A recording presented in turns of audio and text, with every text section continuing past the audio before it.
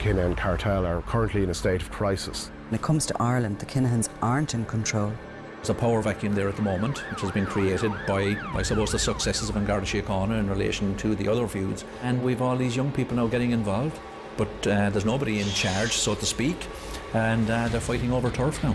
One person described it as disorganised crime because you have these young criminals who have access to weapons and aren't afraid to use them. You've just got chaos out there now. It's about mistrust, suspicion, disloyalty, big money, power, and that's what happens. Total lack of respect for the law. They're basically putting two fingers up at them. They're scared. Who does that?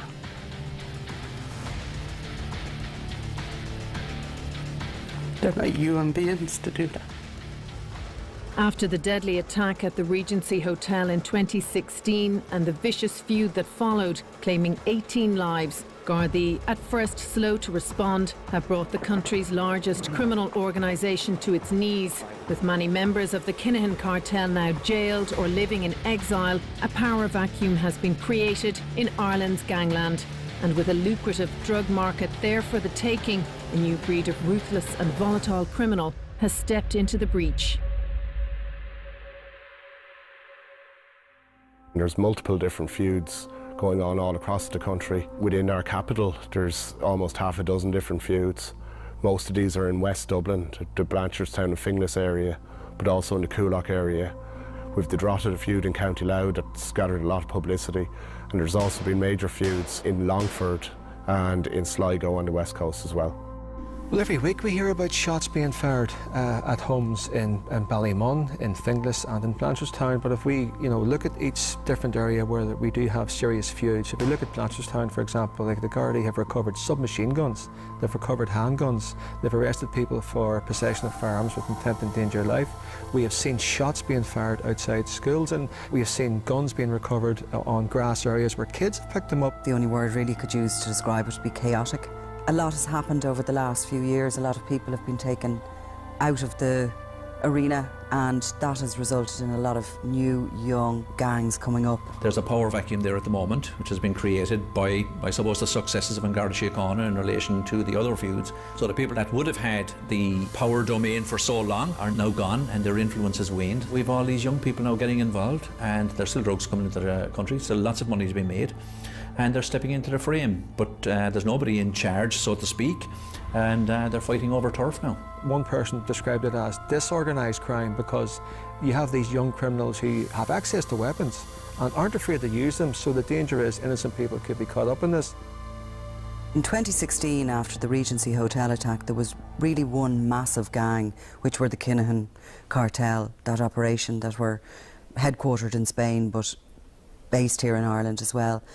And when that happened, there was a clear divide within that grouping. There was the Hutch side and there was the Kinahan side.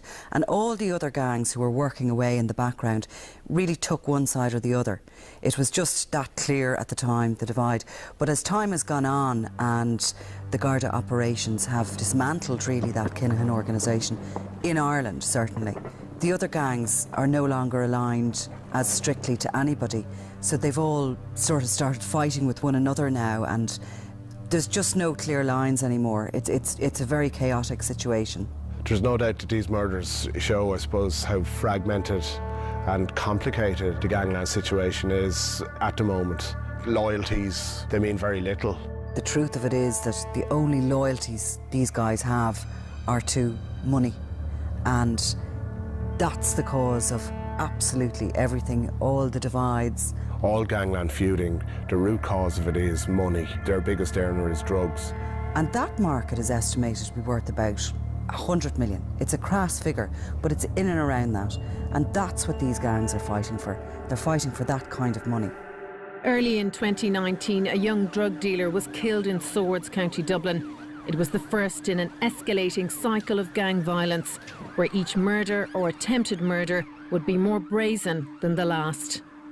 Zach Parker was the first gangland murder of this year. He was killed in mid-January after he left a gym in Swords. He was a 23-year-old convicted drug dealer who wasn't heavily on the radar of the Gardaí or in fact the media, but Zach Parker would be considered part of a new breed of very young, flashy kind of drug dealers, and there was a number of theories as to why Zach Parker was shot dead, but the most common case was it was in relation to a massive drugs debt that he owed, that he was either unable or unwilling to pay back.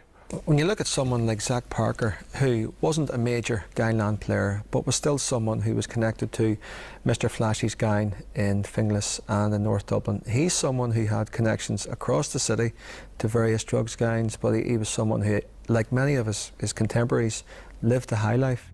He was in his very early 20s. He had come up with that Gucci gang, as they call them, and he was just a young, flash, high-spending guy who was relying on the Kinahan name to throw his weight around. He would have been dealing in cocaine largely, travelling the world, living out his life on Instagram, pictures of his new shoes, his this, that and the other, all the spend, all out on Instagram.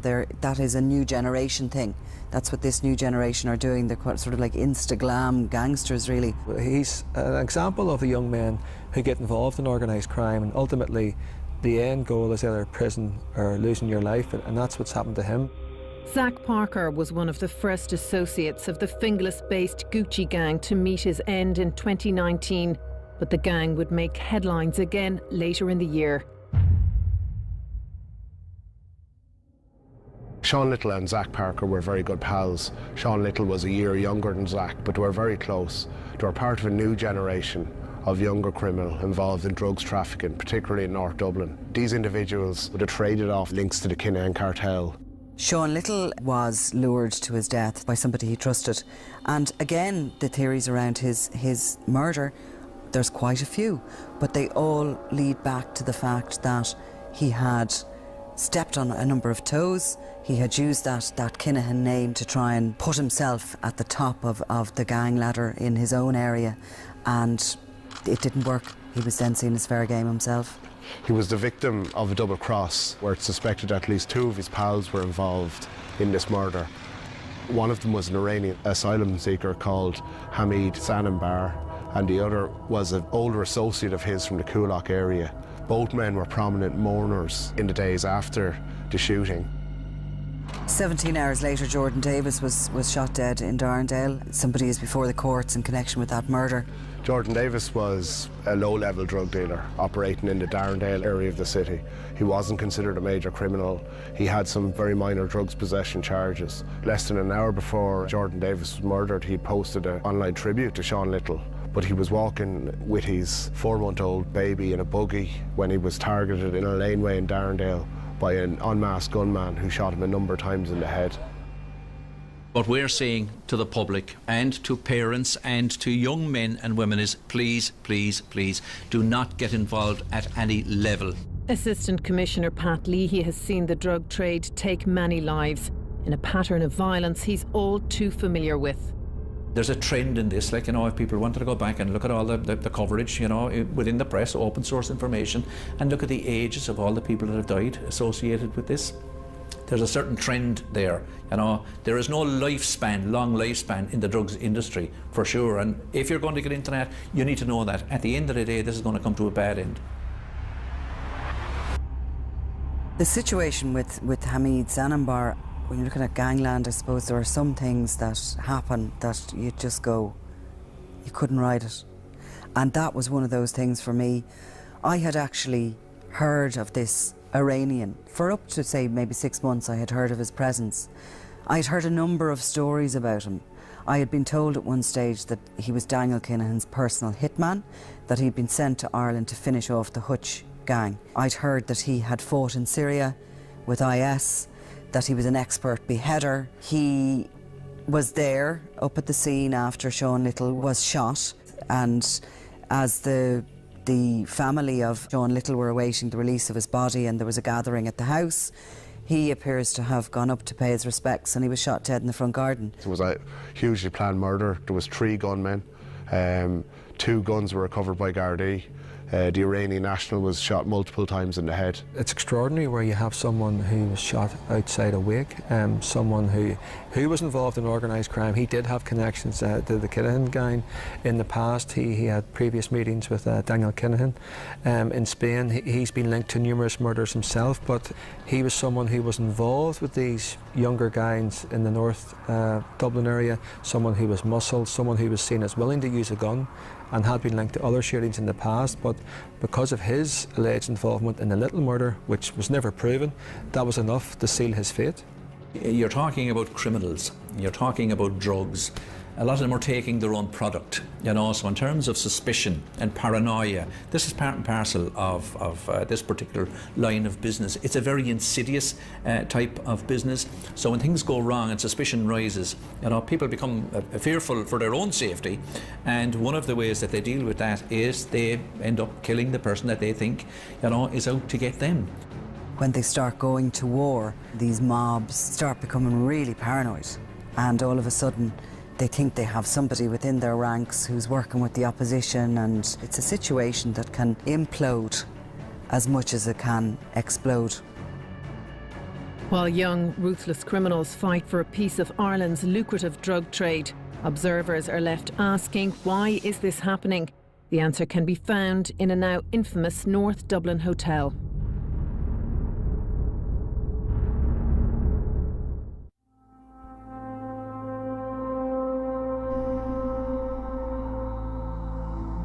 A new generation of gangsters are battling for a slice of Ireland's lucrative drug trade in a market previously dominated by the Kinahan cartel.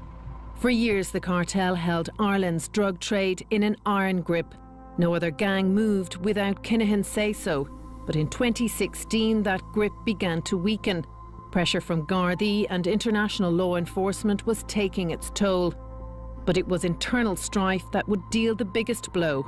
And that began with a Tiger kidnapping in 2009.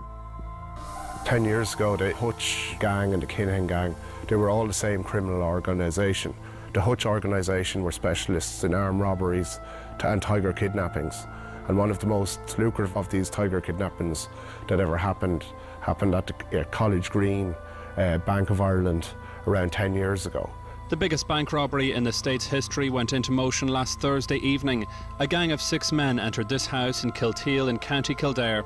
Bank official Shane Travers was there with his girlfriend Stephanie Smith, Stephanie's mother Joan Smith, and Joan's 5-year-old grandson.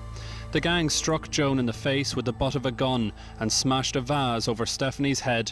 They, along with the 5-year-old, were bound together with gaffer tape, blindfolded, and then driven in a van to this location in Ashburn. On Friday morning, the gang forced Shane Travers to go into the Bank of Ireland on College Green in Dublin city centre to gather as much money as possible. The gang got away with €7.6 million. It was the largest bank robbery in the history of the state. Gary Hutch was one of the main organisers of this crime, and he was arrested but never charged in relation to it. The Hutch side of this gang found themselves with millions of euro at their disposal, and Gardaí have investigated whether a figure of €4 million was handed over by the Hutch side to the Kinahan side to essentially launder.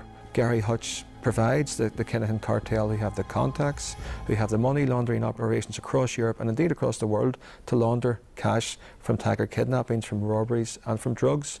So when Gary Hutch provides the Kinahan cartel with the cash to launder, he doesn't get any returns. He starts to panic, he starts to get angry, he takes it out on Daniel Kinahan. There was a shooting at Daniel Kinahan's villa in Spain, and Jamie Moore, the boxing coach, was shot that time. He survived. That shooting was blamed on the Hutch faction. The botched hit in Marbella that saw innocent victim Jamie Moore injured was the first crack in the Hutch-Kinahan alliance. Photojournalist Porrick O'Reilly has been working undercover for over 20 years, photographing some of Ireland's most dangerous criminals, and was well placed to watch the cartel implode. Gary sent a hitman. The hitman shot the wrong guy during the night. This led to Daniel knowing then that it was Gary that had sent the hitman. So this created pandemonium within the Hutch family back in Dublin. So Gary was flown back to Dublin. And over the coming months, senior members of the Hutch gang met senior members of the cartel in a couple of locations around Ireland. And they had decided that there would have to be money paid over for compensation for the attempted murder of Daniel. There was a figure of 200,000 paid over. They wanted to know who the shooter was, so he was given up and he was punished in Drumcondra. He was shot in the leg. That was done. They shook hands. Everyone thought that everything was okay. Everything was smoothed over. Gary went back to Spain and worked with Daniel again as normal, but both of them would have felt that it wasn't normal. Relationships between the two sides just began to get worse and worse throughout 2014 and 2015, and ultimately Gary Hutch was murdered in September 2015 on the orders of the Kinahan side of the faction.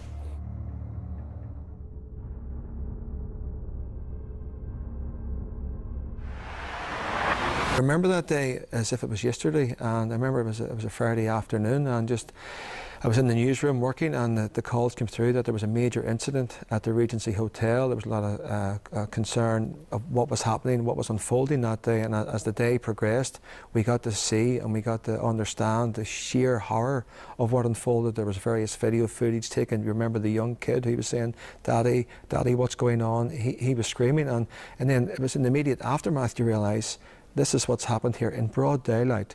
Criminals dressed as members of the ERU go into a busy hotel with families, with kids there at a boxing weigh-in, a very public event, and kill a well-known Kinahan associate. Now, without question, there was a lot of military-like planning went into that, but the ultimate aim of that enterprise was to murder Daniel Kinahan. So it was a failure. He managed to escape, and David Byrne, by the end of that day, lay dead. And it's without question one of the most infamous attacks in Irish gangland history. It made headlines around the world, and it did lead to a cycle of violence that we've never seen here before. In my 30 years, I've never heard anything that I could compare to that. The Hutch gang entered the Regency Hotel, dressed as emergency response Gardaí, equipped with AK-47s. One of the gang, male, dressed as a woman, with another man had been on a flat cap, entering through a different entrance, carrying handguns. The man in drag and Kevin Flatcap Murray enter the hotel and begin searching for Daniel Kinahan. Shots are fired in the lobby and people began to flee the hotel. Senior Kinahan Lieutenant David Byrne is seen here running away from the lobby, but he turns back towards the main entrance. He is spotted by one of the men disguised as an ERU officer. Byrne is shot and wounded. As the other gunmen enter the lobby, Byrne is shot again. The gang continue to sweep the hotel in search of Daniel Kinahan. The man in drag is overheard saying, "I can't find him. I don't know where he is." The gang then make their escape. David Byrne is shot again as the gang exit the hotel. Byrne was shot up to 6 times in the head, face and stomach. Patrick Hutch was put on trial for the murder of David Byrne at the Regency Hotel, but the trial ultimately collapsed and the charges against Patrick Hutch were dropped. The murder of Gary Hutch and the reprisal at the Regency Hotel ultimately splintered the Hutch-Kinahan group. The two previously aligned factions went to war, sparking the deadliest gang feud in Ireland's history. Well, it's personal. Let's not forget that. You know, it is personal what has happened since the Regency, where you have David Byrne murdered, a senior Kinahan cartel lieutenant. He is murdered in broad daylight, and without question, like we all knew there was going to be a form of revenge. The cartel, they wanted killings. They were thirsty for killings after David had been killed. That's the way that one guard had described it to me 2 years ago. They just want blood. They want bodies. That's what's been said at meetings. We want bodies. And there were bodies. Just 3 days later, the Kinahans retaliated by gunning down Eddie Hutch Sr., the monk's brother. Many more Hutch family members would be killed, including the monk's nephews, Gareth Hutch and Derek Coakley Hutch. Close friends of the monk would also be targeted. Noel Duggan and Noel Kerwin were both victims of the feud, and disturbingly, 2 innocent men were killed in a case of mistaken identity. Martin O'Rourke was shot on Sheriff Street in the inner city, while Trevor O'Neill was shot in Majorca while on holiday with his family. With a rising body count, questions were asked about the Guards' readiness to tackle the murderous feud.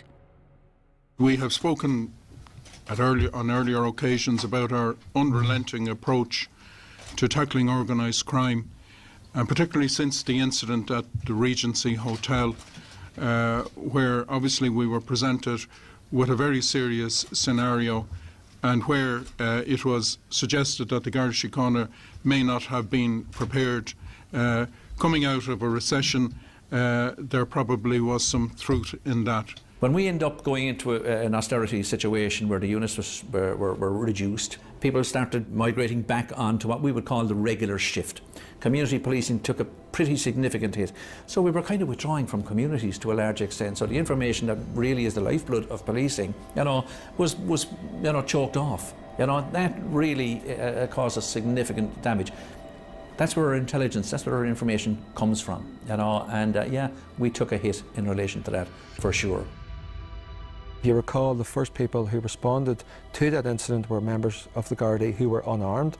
The Gardaí also had no intelligence in place that anything was going to take place that day, and indeed, since the Regency, they've really upped their game. A lot of resources have been pumped into the Gardaí. The state did respond to the Regency because of it was beamed around the world about what happened that day, and now we've seen resources being put in place, resources that weren't there in the recession in previous years, but now they have those in place that directly confront the people involved in that and the people involved in the feud which stemmed from the Regency.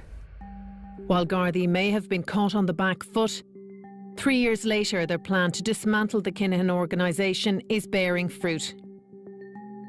On the Kinahan side, the investigation to try and dismantle that organisation was a 5 to 6 year plan, and they would be about halfway through that now. They've certainly dismantled it here in Ireland. There's up to 40 key members of the gang and others they've hired for murders, etc., in prison, either convicted on serious offences or facing charges for serious offences. They have caused huge ripples in gangland by doing that, and they've left this vacuum because most of the feared and the big names of that organisation are either in jail or they've left the country. So that leaves opportunities. And across the country, several gangs have rushed to exploit these opportunities with deadly intent.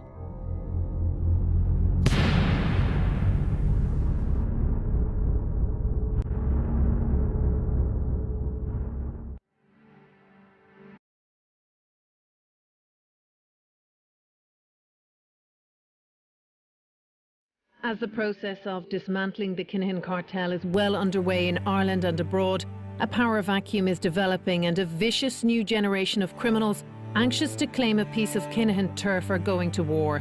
The attack on the Regency was the catalyst that led to the organisation being dismantled.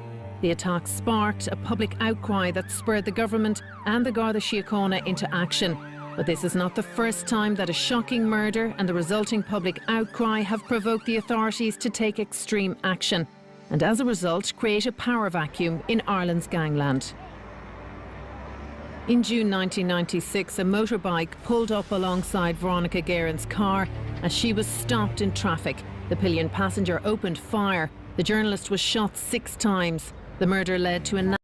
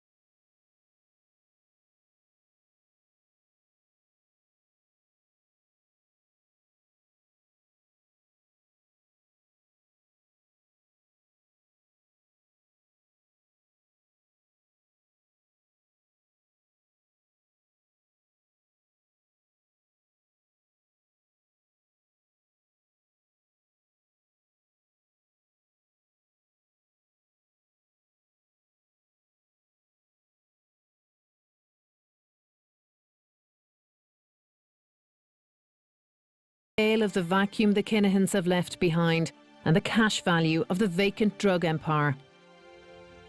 At one point, there was a figure going around that the Kinahans controlled 90% of the drug market across Ireland. At the height of their powers, the Kinahan cartel were Ireland's #1 crime organisation. They were one of the biggest in Europe and in fact the world. They were not just supplying gangs in Dublin, they were supplying gangs in Limerick and the West Coast, into Northern Ireland, the UK.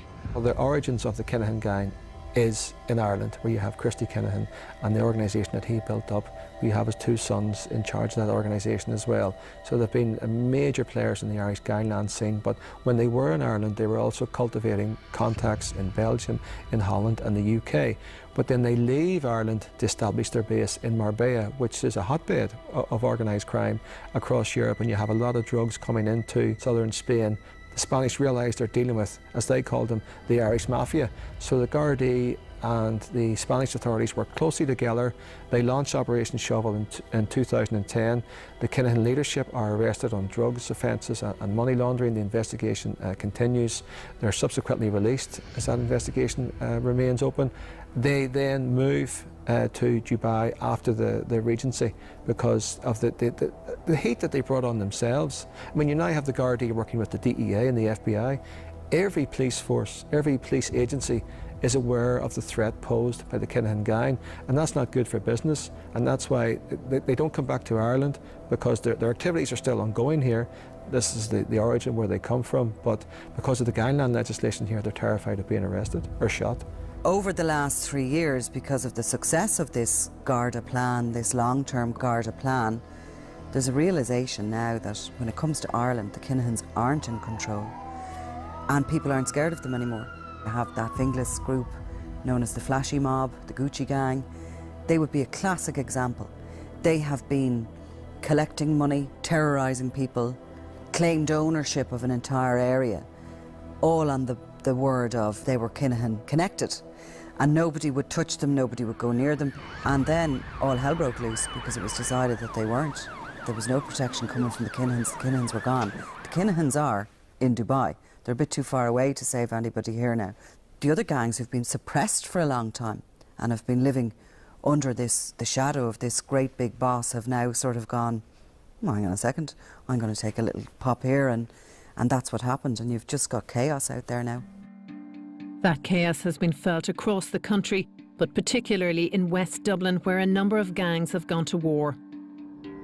The Cardiff feud, I suppose, came to public attention for the first time earlier this year, when the 2 factions were literally having a running gun battle in the States, in the Cardiff area, in the middle of the day during a weekday, and ever since then it really has escalated.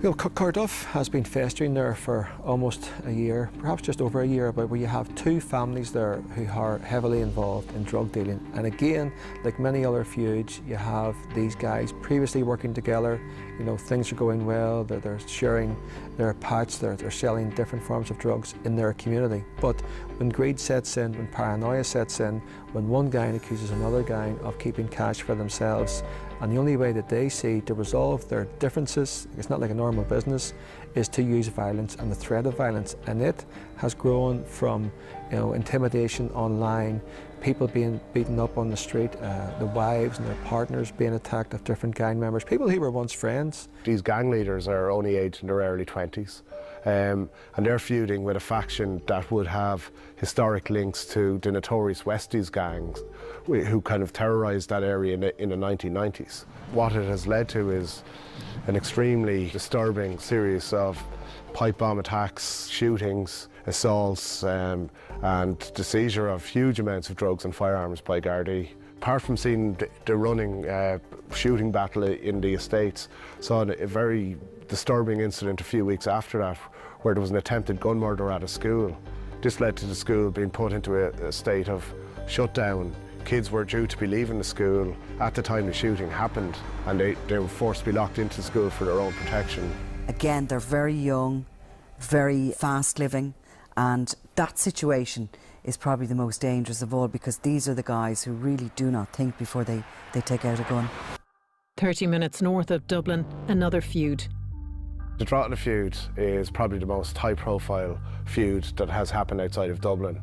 Again, like virtually all these feuds, it involves criminals that were all part of the same crime organisation splitting apart and going their separate ways and having a major dispute that has escalated into extreme violence.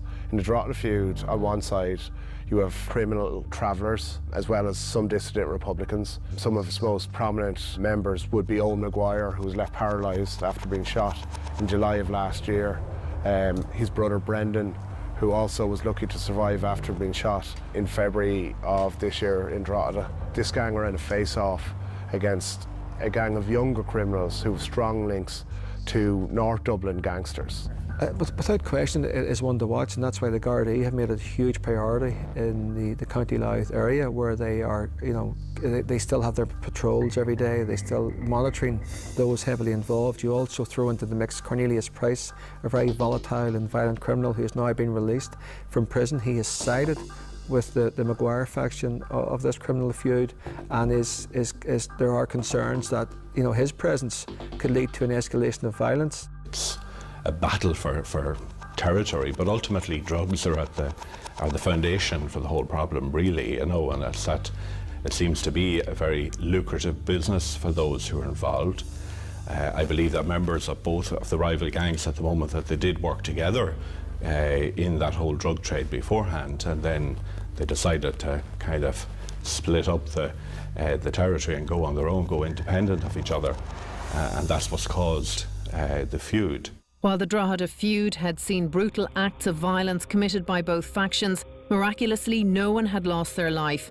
But that changed in late August when 29-year-old Keith Brannigan was targeted. Good evening. Gardaí are investigating following a fatal shooting in County Louth today. A man in his 30s was shot dead at a caravan park in Clogherhead this afternoon. Well, it certainly looks like the ongoing Drogheda feud has claimed its first murder victim. This man in his early 30s was working on some decking here behind me in this caravan site at a mobile home when a car pulled into the caravan site. A number of shots were fired, possibly from a semi-automatic. The man was struck and fatally wounded. This was a particularly brutal murder, carried out in the middle of the day, carried out in a holiday park towards the last days of the summer holidays, when there was lots of families around, when there was lots of children in the locality. I think that showed us what they are capable of.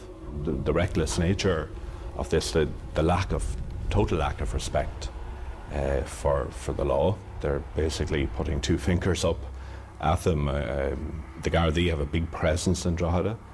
They're doing the best that they can and doing an excellent job, but a lot of these people just have absolutely no regard for them and don't seem to care. Back in the olden days, you would have been able to bring somebody forward to do a little bit of mediation, and sometimes even the gangs, it sounds like a lifetime ago, but they used to even listen to priests. Nowadays there's no talking, there's no mediation whatsoever. This will play itself out until one or other is killed. I'm not sure that these people are terribly open to persuasion from the likes of me, but I'm really appealing to everybody involved just to stand back a little bit and to assess what they're doing and see the futility of this. That it serves absolutely no purpose whatsoever. When gang violence happens, it is sudden and brutal, but for those left behind, there is a lasting impact. Who does that? They're not human beings to do that. Just discarded. It meant nothing to them.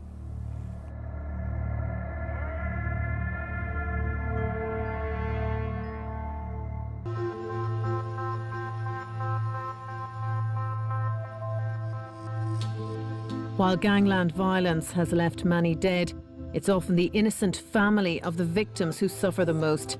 Anthony Keegan and Owen O'Connor were killed in 2014 in a brutal double murder in Cavan. 5 years later, Owen's family still have no closure. He had 2 children, a bit reserved, yeah, but a very good son, very good to me. I just loved him so much, and he'd the same with me. He went off for his friend Anthony Keegan, and they went somewhere I wasn't aware of where they went. He borrowed my car, and off they went. I now know that they went to Cavan, and it was really the next day that we all became concerned for Owen, because it wasn't like him to go missing off the radar like that and not be in touch. Things didn't seem right, you know, and my other two sons was trying to protect me, not to let me know, but it didn't work out that way. They thought maybe he'd come back. That didn't happen. The police came, and yeah, they took us serious from word go, and they became concerned. I think the police knew, because a double cross was mentioned straight away, but that didn't mean anything to me. 3 days later, the car that Owen and Anthony were travelling in was found abandoned in Westmeath. It didn't look good. Like, why was my car there? Who brought it there? Why? And 5 weeks later, a gruesome discovery on a lake island in County Cavan.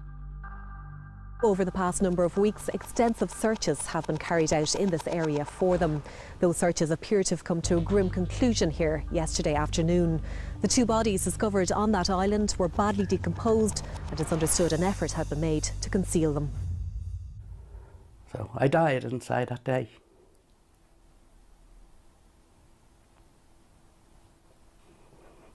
Shocked. You couldn't explain it. But they had a good idea. It was them.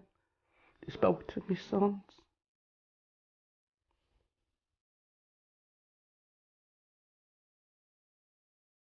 And it turned out it was them. Left. Discarded. Who does that?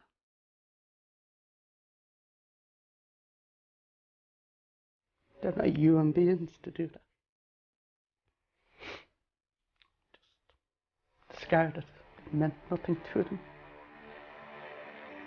Gardaí believe Owen and Anthony were minor figures working as debt collectors for a major drug gang based in North Dublin. 5 years later, the investigation into the murders is ongoing.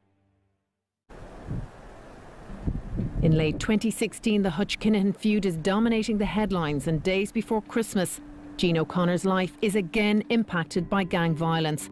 When a friend of the monk, Noel Kerwin, is gunned down, an innocent victim targeted because he was pictured with the monk at Eddie Hutch's funeral.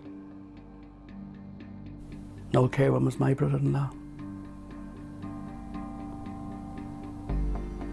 and was a great help to me when Owen went missing and was murdered. I relied on him. He was such a good friend to me, apart from being my brother-in-law. He wasn't involved in any criminal gang. Murdered because some people said he was to be murdered.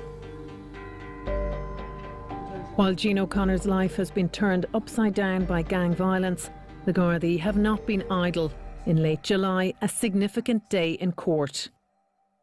On the news at 5:30 this evening, a big Garda blow against the Kinahan crime cartel. 6 associates of the organised gangster group jailed, including a so-called hit-for-hire team. Well, Assistant Commissioner John O'Driscoll has said that today was unprecedented in terms of the number of associates of the Kinahan gang that were dealt with before the Special Criminal Court. 6 in total today, 9 since the 15th of July. From a policing point of view, the only really effective policing when it comes to organised crime is targeting individuals and gangs.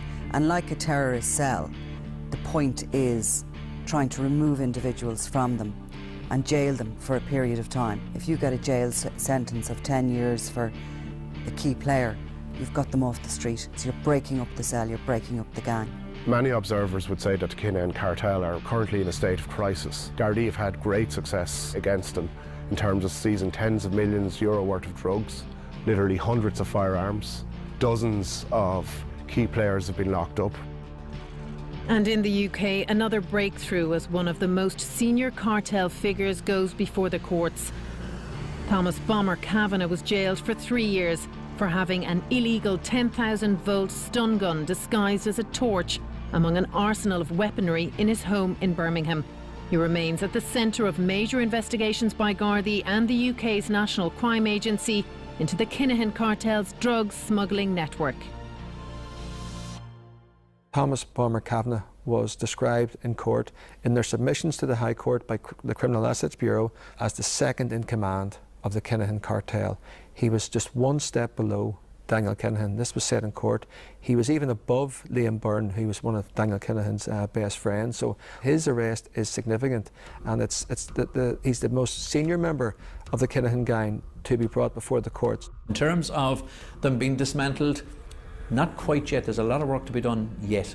And if we were to take our foot off the pedal at this stage, I think we might regret it. Even as authorities inch closer to toppling the Kinahan organisation, the drug trade is now more lucrative than ever, and criminal gangs will continue to crop up to take advantage of the surging market. It's a market ultimately fuelled by drug users. The gangs exist primarily to make money. That's their number one function, that's their number one aim. And how do they make money? That's by selling drugs. I think in terms of cocaine, you have to look at society in general, and you have to look at the current state of the economy at the moment. Things are going well again. We're now in a boom. You know, we did come through a recession, but we're now in a boom, and there are people out there who will use cocaine every weekend. There is a huge demand from it. But when these people using cocaine, they have to realise that where is it coming from? It can only come from one source, and that's organised crime. You know, these are people that we meet and we sit beside at work every day across the country. There's the market for drugs. It's not the person that you can see ravaged on the street. You know, that's a very small part of the drugs market. I think it's something that the whole of society has to reflect on a little bit. You know, there's a lot of, unfortunately, soft users of drugs, and they're not the people in the poorer estates or the places where we expect to find them. I mean, a lot of them are in the middle classes and things like that, are using drugs for a social occasion. But that is actually fueling the whole drugs trade and the violence that's occurring as a result of that. So I think people have to think about their habits in relation to drugs. So anybody who's going out on a Friday or Saturday night taking cocaine, you know, they're part of the drugs trade. That's the reality of it. So they can't absolve themselves of a great responsibility around all of this, you know, and I hope they don't, you know, and I hope, look, at some stage they'll have some sleepless nights when they're thinking about how they're contributing to the misery, you know, that communities are enduring as a consequence of the collective actions of people that are sponsoring the drug trade. And while wider social issues urgently need to be tackled, the Gardaí's focus is criminal activity, and as such they're singularly focused on bringing gang leadership before the courts, and one man in particular. Daniel Kinahan is in Dubai, and he's trapped there now. Not a bad place to be trapped. He's living on the Palm in a very expensive villa, and he would have a number of his key lieutenants around him out there, up to 12. They're still operating the business. They have obviously moved to, some would say, billionaire status with this. You can't go any higher than that. And now Daniel Kinahan, who is out in Dubai, and I suppose who all these young guys dream of becoming, he is up there at the very, very top. But while he's in Dubai and it looks as if he's living a very charmed life, he has the forces of Europe after him. I mean, obviously he's a target for the guards, no doubt about that. I mean, where they are in the pecking order at this point in time, look, it really wouldn't be useful to get into that. Are they still there? Yes. Are they still targets of Garda Síochána? Absolutely. And will they remain so? Absolutely. On the ground here, the guards are being busied by the feuding gangs fighting for a small slice of that pie.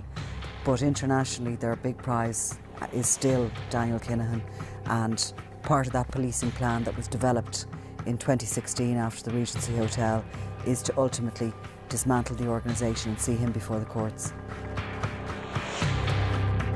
Once the guards and the state, you know, get you in their sights, you're pretty much in trouble, that's for sure. And that has played out. We've seen that time and time again.